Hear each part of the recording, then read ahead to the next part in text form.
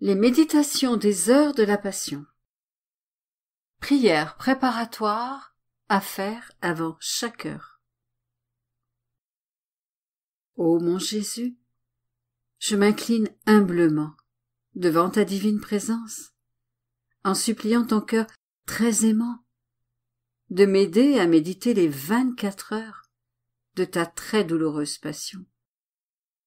C'est par amour pour nous que tu voulus tant souffrir dans ton corps adorable et ta très sainte âme jusqu'à mourir sur la croix. Alors que je médite cette heure, donne-moi la grâce, l'amour, la profonde compassion et la compréhension de tes souffrances. Et pour ces heures où je ne le peux pas, je t'offre mon désir de les méditer. Accepte mon intention de méditer toutes les heures, même lorsque je dois dormir ou accomplir mes devoirs. Ô miséricordieux Seigneur Jésus, en union avec toi, permets que mon intention me soit profitable, ainsi qu'à un grand nombre, comme si j'avais effectivement accompli ce que je désire faire. Je te rends grâce, ô mon Jésus. Je te remercie de m'appeler à m'unir à toi dans la prière. Je veux, pour te plaire, prendre tes pensées, ta langue, ton cœur, et c'est avec eux que je veux prier. Je veux me fondre dans ta volonté et ton amour. Je tends les bras pour t'embrasser. Je laisse reposer ma tête sur ton cœur. Et avant de commencer, j'implore l'aide de ta très sainte mère et de mon ange gardien. Récitez un Je vous salue Marie à la très sainte Vierge, puis un Gloire au Père à votre ange gardien, et un De Profundis pour les âmes du purgatoire, auxquelles il ne faut pas manquer d'appliquer les indulgences qui seront gagnées par la méditation du mystère. Voici le De Profundis, qui est le psaume 129. Des profondeurs je crie vers toi, Seigneur. Seigneur, écoute mon appel. Que ton oreille se fasse attentive aux cris de ma prière. Si tu retiens les fautes, Seigneur, Seigneur, qui subsistera? Mais près de toi se trouve le pardon, pour que l'homme te craigne. J'espère le Seigneur de toute mon âme. Je l'espère, et j'attends sa parole. Mon âme attend le Seigneur, plus qu'un veilleur ne guette l'aurore. Plus qu'un veilleur ne guette l'aurore, attends le Seigneur, Israël. Oui, près du Seigneur est l'amour. Près de lui abonde le rachat. C'est lui qui rachètera Israël de toutes ses fautes. Gloire au Père, au Fils et au Saint-Esprit, comme il était au commencement, maintenant et toujours, et dans tous les siècles des siècles. Amen. 8e heure. De minuit à 1 heure du matin. Jésus est capturé dans le jardin des Oliviers. Mon Jésus, il est déjà minuit. J'entends tes ennemis qui s'approchent. Tu rassembles tes esprits, tu essuies ton sang et, fortifié par le réconfort que tu as reçu, tu retournes vers tes disciples. Tu les appelles pour les mettre en garde, et tu les prends avec toi pour aller à la rencontre de tes ennemis. Par ta promptitude, tu fais alors réparation pour mes lenteurs, mes réticences et ma paresse à travailler et à souffrir pour ton amour. Mais, oh, quelle scène émouvante s'offre à mes yeux! Mon doux amour, le premier que tu rencontres est le traître Judas. Il s'approche de toi, jette ses bras autour de ton cou et te salue d'un baiser. Et toi, très ardent amour, tu ne refuses pas de baiser ses lèvres infernales. Tu l'embrasses et le presses contre ton cœur. Ton désir profond est de l'arracher à l'enfer en lui donnant de nouveaux signes de ton amour. Mon Jésus, comment est-il possible de ne pas t'aimer? La tendresse de ton amour est si grande qu'elle devrait pousser chaque cœur à t'aimer. Et pourtant, tu n'es pas aimé. Mon Jésus, par ce baiser, tu fais réparation pour toutes les trahisons, les excuses et les tromperies présentées sous le manteau de l'amitié et de la sainteté, spécialement pour les âmes consacrées. Et avec ce baiser, tu demandes et tu obtiens le pardon pour chaque pécheur vraiment pénitent qui le demande humblement. Mon doux amour, je serai à tes côtés pour te défendre, pour apprendre tes enseignements et retenir chacune de tes paroles. Oh, avec quelle douceur les paroles que tu as dites à Judas descendent dans mon cœur. Mon ami, pourquoi es-tu venu? Ah, il me semble que ces paroles s'adressent à moi, non pas en m'appelant mon ami, mais avec le doux nom de mon enfant, en disant « Filia, ad quid venisti » ? Ma fille, pourquoi es-tu venue? Tu dis cela pour m'entendre répondre « Jésus, je suis venu pour t'aimer. » Lorsque je me réveille le matin et que je prie, tu me répètes « Pourquoi es-tu venu ?» Et de la Sainte Hostie, ou lorsque je travaille, que je prends de la nourriture, que je souffre, que je dors, et en toute occasion tu répètes « Pourquoi es-tu venu ?» Et plus encore, lorsque je te reçois dans mon cœur. Quel merveilleux appel pour moi et pour tous. Mais combien répondent à ton « Pourquoi es-tu venu ?» avec un « Je suis venu pour t'offenser ». D'autres prétendent ne pas t'entendre, s'engagent dans toutes sortes de péchés et répondent à ton « Pourquoi es-tu venu ?» en allant en enfer. Comme je te plains, mon Jésus, comme je voudrais prendre les mêmes cordes que tes ennemis utilisent pour t'attacher ces âmes et t'épargner ce tourment. Mais j'entends à nouveau ta tendre voix, alors que tu t'approches de tes ennemis, tu leur demandes « Qui cherchez-vous » Ils répondent « Jésus de Nazareth » et tu leur dis « Je suis ». Avec ces mots, tu dis tout et tu montres qui tu es. À ces mots, tes ennemis tremblent et tombent comme morts sur le sol. Et toi, ô incomparable amour, avec un autre « Je suis », tu les ramènes à la vie et, de ton propre gré, tu te livres aux mains de tes ennemis. Et au lieu de s'humilier en tremblant à tes pieds pour demander pardon, ces misérables et perfides ingrats abusent de ta bonté. Méprisant grâce et prodige, ils portent la main sur toi, t'attachant et te liant avec des cordes et des chaînes. Ils te tiennent bien serré, te jettent par terre, te maltraitent et t'arrachent les cheveux. Et avec une inconcevable patience, tu restes silencieux, souffrant en réparation pour les offenses des pécheurs qui ne renoncent pas, mais durcissent davantage leur cœur malgré tes miracles. Avec tes cordes et tes chaînes, tu brises celles de nos péchés et tu nous attaches avec les douces chaînes de l'amour. Tu corriges tendrement Pierre qui veut te défendre, en coupant même l'oreille de Malchus. Tu veux ainsi faire réparation pour les bonnes œuvres accomplies sans la sainte prudence et pour ceux qui tombent dans le péché par excès de zèle.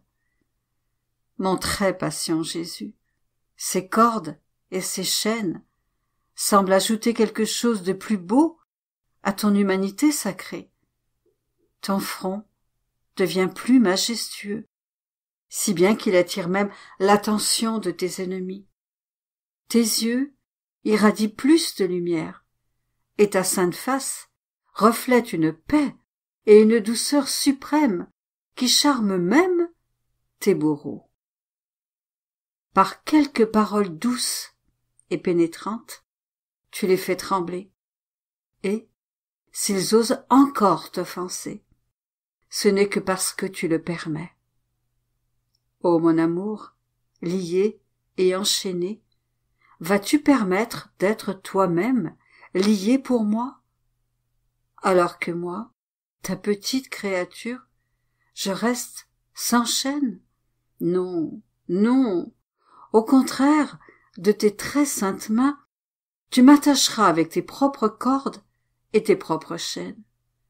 C'est pour cela qu'en embrassant tes saintes mains, je te prie de lier tout ce que je suis. Mes pensées, mes yeux, mes oreilles, ma langue, mon cœur, mes affections et mon être tout entier.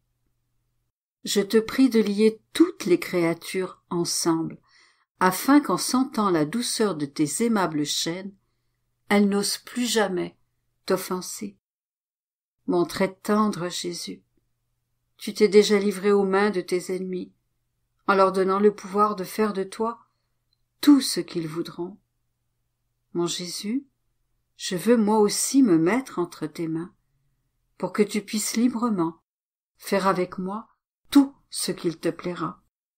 Uni à toi, je veux suivre ta volonté, participer à tes réparations et souffrir tes tourments. Je veux rester toujours en ta présence, afin qu'il n'y ait d'offense que je ne répare, d'amertume que je n'apaise, de crachats ou d'insultes que tu reçois, et que je ne couvre de mes baisers et de mes caresses.